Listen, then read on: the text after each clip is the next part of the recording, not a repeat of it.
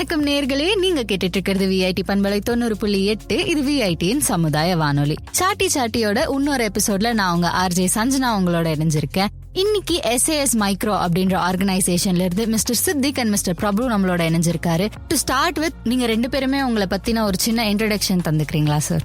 Hello madam, என்னுடைய பேர் Abu Bakr Siddique. நான் ஒரு ஃபுட் சேஃப்டி ஆடிட்டர். என்னுடைய ரோல் என்னவா இருக்கும் அப்படின்னா, ஃபுட் இண்டஸ்ட்ரிக்கு போய் அவங்களுக்கு தேவையான audit, training, documentation, testing assistance இதுக்கெல்லாம் நாங்கள் சப்போர்ட் பண்றோம். ஸோ என்னோட பேர் பிரபு. ஸோ நான் இந்த கம்பெனியில் பிஸ்னஸ் டெவலப்மெண்ட் மேனேஜராக ஒர்க் பண்ணுறேன். ஸோ என்னோட ரோல் என்ன அப்படின்னா, ஃபுட் இண்டஸ்ட்ரி, ஃபுட் மேனுஃபேக்சரர்ஸை டேரெக்டாக அப்ரோச் பண்ணி அவங்ககிட்ட இந்த மாதிரி FSSAI நார்ம்ஸ் ஃபாலோ பண்ணணும், ஏதாவது குவாலிட்டி இஷ்யூஸ் இருக்குது, லீகல் இஷ்யூஸ் இருக்குது, ஏதாவது பிரச்சனை இருக்குது, எக்ஸ்போர்ட் டாக்குமெண்டேஷன் பண்ணணும், எக்ஸ்போர்ட் பண்ணணும், இந்த மாதிரி ஏகப்பட்ட ரெக்யர்மெண்ட்ஸ் இருக்கும். ஸோ அதுக்குள்ள ரெக்யர்மெண்ட் ஐடென்டிஃபை பண்ணி அவங்களுக்கு சர்வீஸ் பண்ணுறது என்னோட ரோலாக இருக்குது. ஓகே சார், இப்போ ஒரு கஸ்டமரோ இல்லை ஒரு பர்சனோ ஒரு ஃபுட் சேஃப்டி ஆஃபீஸர் கிட்ட எதுக்காக அணுகலான்னு நினைக்கிறீங்க? இதில் எங்களுடைய ரோல் ஒரு லைசன்ஸ் ஒரு ஃபுட் பிஸ்னஸ்க்கு எடுத்து கொடுக்கறதுலேருந்து ஸ்டார்ட் ஆகுது மேடம். அதுதான் இனிஷியல் ஸ்டேஜ். எந்த ஒரு ஃபுட் பிஸ்னஸ் எடுத்துட்டாலும் நம்ம கண்ட்ரியை பொறுத்தவரை அந்த ஃபுட் சேஃப்டி லைசன்ஸ் இல்லாமல் எந்த பிஸ்னஸும் ஸ்டார்ட் பண்ணக்கூடாது, ரன் பண்ணக்கூடாது. அதுதான் இங்கே கட்டாயம். முதல்ல அந்த லைசன்ஸ் எப்படி எடுக்கணும்? அந்த லைசன்ஸ்ல நிறைய வகைகள்லாம் இருக்கு. ரெஜிஸ்ட்ரேஷன் சொல்லுவாங்க, ஸ்டேட் லைசன்ஸ் இருக்கு, சென்ட்ரல் லைசன்ஸ் இருக்கு. ஒவ்வொரு பிசினஸ்க்கு ஏற்ற மாதிரி யார் யாருக்கு எந்தெந்த லைசன்ஸ், அவங்களுக்கு ரெஜிஸ்ட்ரேஷனா, ஸ்டேட் லைசன்ஸா, சென்ட்ரல் லைசன்ஸா, இதை நாங்க கன்சிடர் பண்ணி அதுக்கேற்ற மாதிரி லைசன்ஸ் முதல்ல எடுத்து கொடுப்போம். அதுக்கப்புறமா அவங்களுக்கு ஆடிட் பண்றது, அவங்களோட இண்டஸ்ட்ரிக்கு போயிட்டு அந்த ஆடிட்ல என்ன பண்ணுவோம் அப்படின்னா, FSSAI ரெகுலேஷன்ஸ் என்ன, ரெக்யர்மெண்ட்ஸ் என்ன, நம்ம எப்படி ஃபாலோ பண்ணிட்டு இருக்கோம், ரெண்டுத்தையும் கம்பேர் பண்ணி ஒரு ரிப்போர்ட் கொடுப்போம். அந்த ரிப்போர்ட்ல நம்மளுக்கு தெரிஞ்சிடும் எங்கெல்லாம் கேப்ஸ் இருக்கு அப்படிங்கறத. அதை கரெக்ட் பண்றதுக்கு எங்க சைட்ல இருந்து நாங்க என்ன அட்வைஸ் பண்றோம், என்ன ரெக்கமெண்டேஷன் கொடுக்குறோம். சோ இதுதான் எங்களுடைய ஃபர்ஸ்ட் பார்ட். இதுக்கப்புறமா அந்த ரெக்யர்மெண்ட்லாம் மீட் பண்றதுக்கு அவங்களுக்கு தேவையான சப்போர்ட் பண்றது, அங்க உள்ள எம்ப்ளாய்க்கு தேவையான ஃபுட் சேஃப்டி ட்ரைனிங் கொடுக்கிறது, குவாலிட்டி ட்ரைனிங் கொடுக்கிறது, டாக்குமெண்டேஷன் ரெடி பண்ணி கொடுக்கிறது, டெஸ்டிங் அசிஸ்ட் பண்றது. இது ஒரு ஆன்கோயிங் ப்ராசஸ்.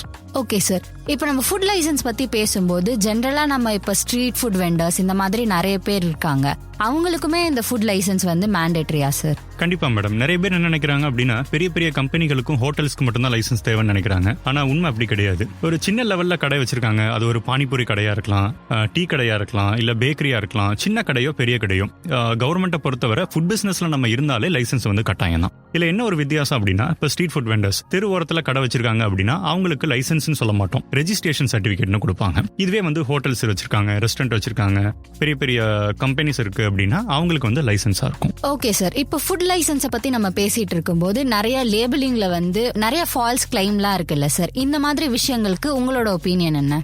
நீங்க சொல்றது 100% உண்மைதான் மேடம். அது இப்ப மார்க்கெட்ல அந்த மாதிரியான கேசஸ்லாம் ரொம்பவே அதிகமாயிருக்கு. அந்த கேசஸ்லாம் ஃபைல் பண்ணிட்டு இருக்காங்க கவர்மெண்ட் அபிஷியல்ஸ்லாம். இப்போ அதிகமாக நம்ம பார்க்கறது என்னன்னா, இன்னைக்கு வர்ற நிறைய பேக் ஃபுட்ல அவங்க கிளைம் பண்றது 100% ஆர்கானிக். ஆர்கானிக்னாலே அது ஆர்கானிக் தான், அதில் 100% 200% எதுவுமே கிடையாது. ஆர்கானிக்னு கிளைம் பண்றாங்க. ஆக்சுவலா என்ன அப்படின்னு கேட்டீங்கன்னா, ஆர்கானிக்னு நான் ஒரு ப்ராடக்ட்டை கிளைம் பண்றேன்னா அதுக்கு நிறைய ப்ராசஸ் இருக்கு. அந்த ப்ராசஸ்லாம் நான் கம்ப்ளீட் பண்ணி அது சர்டிஃபிகேஷன் வாங்கினதுக்கு அப்புறம் தான் ஆர்கானிக்னு நான் என்னோட பேக்கிங்லேயே நான் போட முடியும். அதே மாதிரி டிசீஸ் கிளைம் நிறைய பண்ணுவாங்க, ஹெல்த் கிளைம் பண்ணுவாங்க, இது கொலஸ்ட்ரால் ரெடியூஸ் பண்ணும், டயபெட்டிஸை கியூர் பண்ணும். அந்த மாதிரியான ஸ்டேட்மெண்ட்டை நமக்கு கொடுக்கக்கூடாது. இதை கண்ட்ரோல் பண்றதுக்காகவே FSSAI advertising and claim regulation ஒன்று கொண்டு வந்திருக்காங்க. அதோடைய ரூல்ஸ் என்னன்றது தெரிஞ்சுக்கிட்டு இதை எந்த இடத்துல போடலாம், எப்படி போடணும் அப்படிங்கறத நம்ம தெரிஞ்சு வச்சுக்கிறது நல்லது ஒரு ஃபுட் மேனுஃபேக்சரர். ஒரு நார்மல் கன்சியூமர் எப்படி இந்த ஃபேக்கான லேபிளிங் எல்லாம் கண்டுபிடிக்கலாம்னு நினைக்கிறீங்க சார்? கன்சியூமர் பெர்ஸ்பெக்டிவ்ல பார்த்தோம் அப்படின்னா, ஒரு லேபிள்ல கிட்டத்தட்ட ஒரு 16 இருந்து ஒரு 18 விஷயங்கள் இருக்கு மேடம்.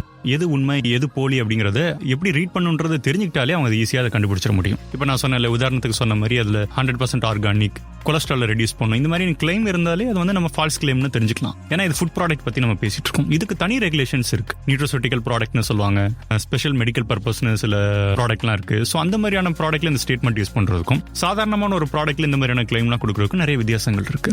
கண்டிப்பா சார்.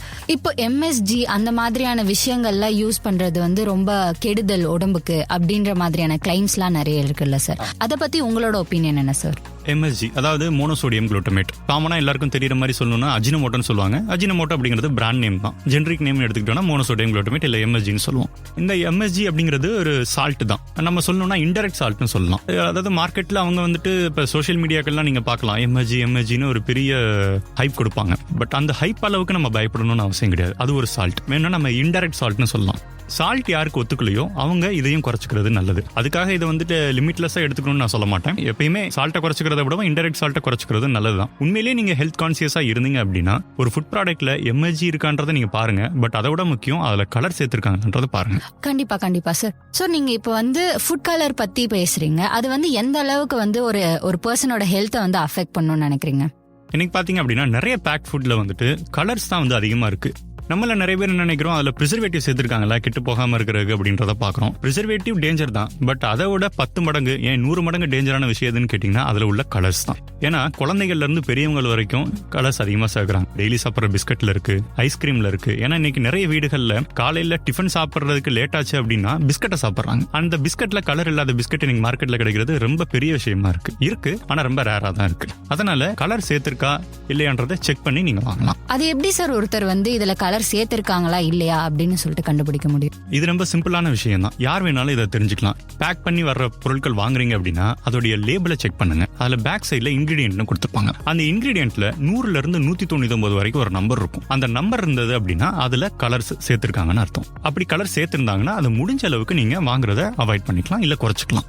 ஓகே சார், ரொம்ப இன்ஃபர்மேட்டிவான ஒரு விஷயம் சொல்லியிருக்கீங்க. கேட்குற நிறைய பேருக்கு வந்து இது கண்டிப்பா யூஸ்ஃபுல்லா இருக்கும். ஸோ இப்போ ஒரு கஸ்டமர் வந்து உங்களை எப்படி சார் அப்ரோச் பண்ணலாம், எதுக்காக அப்ரோச் பண்ணலாம்னு நினைக்கிறீங்க?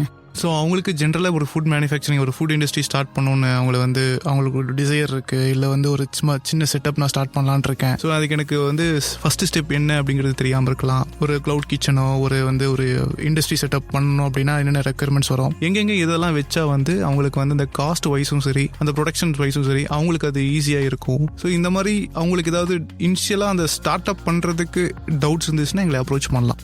நாங்களும் வந்து நிறைய மேனுஃபேக்சர்ஸ் ரீச் பண்ணுவோம். ஸோ த்ரூ மார்க்கெட்டில் என்னென்ன ப்ராடக்ட்ஸ் இருக்குது, என்னென்ன மேனுஃபேக்சர் இருக்காங்க அப்படிங்கிறத ரீச் பண்ணுவோம். ஸோ அவங்களுக்கு நான் முதல்ல சொன்ன மாதிரி இனிஷியல் ஃபுட் சேஃப்டி ஆடிட் ஒரு ஃப்ரீயாக பண்ணுவோம். ப்ளஸ் அவங்களுக்கு ஒரு ட்ரைனிங் ஒன்று ஃப்ரீயாக கொடுப்போம். இன்கேஸ் அதில் வந்து அவங்க சாட்டிஸ்ஃபைடாக இருந்தாங்க அப்படின்னா அவங்களுக்கு வந்து சர்வீஸ் அவங்களுக்கு நீட் இருக்குது அப்படிங்கிறத கன்வின்ஸ் ஆனாங்க அப்படின்னா they can go head for the next level of service with as.